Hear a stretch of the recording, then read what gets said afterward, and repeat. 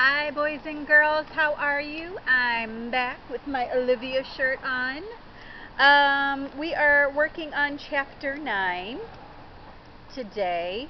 And the skill that you're working on is summarizing, which you guys are pros at. You're going to summarize what happened in both chapters 8 and 9. I believe that's how they want you to do that. But before we do that, we are going to do our poetry. So today's poetry is The Unicorn.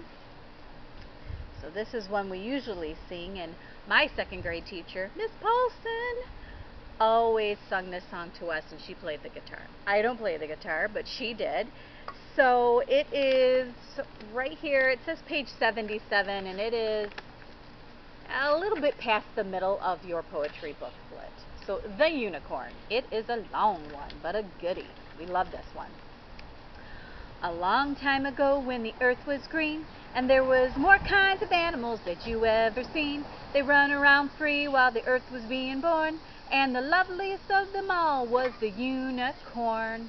There were green alligators, a long-necked geese, a Humpty-Bump camels, and the chimpanzees. There were cats and rats and elephants, but sure as you were born, the loveliest of them all was the unicorn. But the Lord seen some sinning and it caused him some pain. He says, "Stand back, I'm gonna make it rain." He says, "Hey brother Noah, I tell you what to do. Go and build me a floating zoo. And you take 2 alligators, a couple of geese, 2 humpy-bumpy camels, and 2 chimpanzees.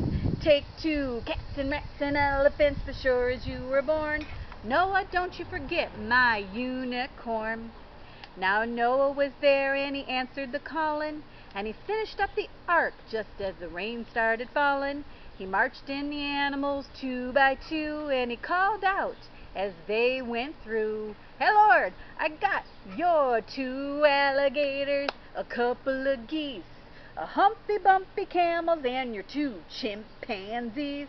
I got your cats and rats and elephants, but Lord, I'm so forlorn, 'cause I just don't see that unicorn." Old Noah looked out through the driving rain, but the unicorns were hiding, playing silly games. They were kicking and splashing in the misty morn. Oh, them silly unicorn. Then the goat started goating, and the snake started snaking. The elephant started elephanting, and the boat started shaking. The mouse started squeaking, and the lion started roaring. And everyone's aboard but the unicorn. I mean, the green alligators, the long-necked geese, the humpy-bumpy camels, and the chimpanzees. Noah cried, "Close the door, 'cause the rain is pouring, and we just can't wait for the unicorn."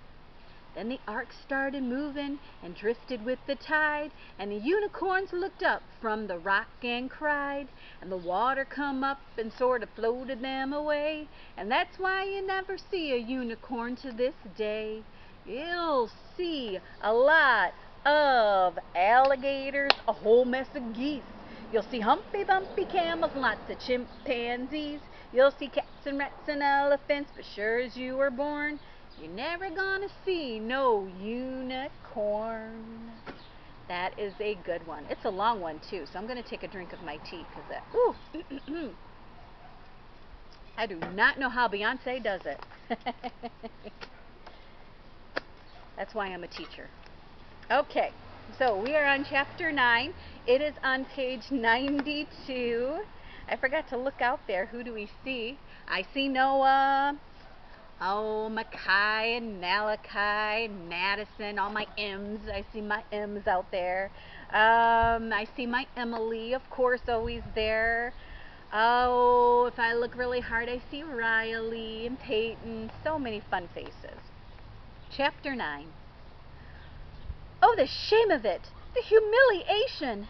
John wept breathlessly as he ran, shocked and frightened, indignant and angry at the world that had suddenly turned against him. Mean old things, John thought, blaming Miss Plimsoll and Miss Quaver for his failures, even though nothing had happened to him. It had been their fault anyway. Horrible old school, he thought, even though he had liked school until that morning. Hateful Susan, he thought, even though he knew at the same time he was really longing to be friendly with him again. Through the window, Mrs. Midas saw John coming up the pathway. "Hello, John dear," she called from the living room.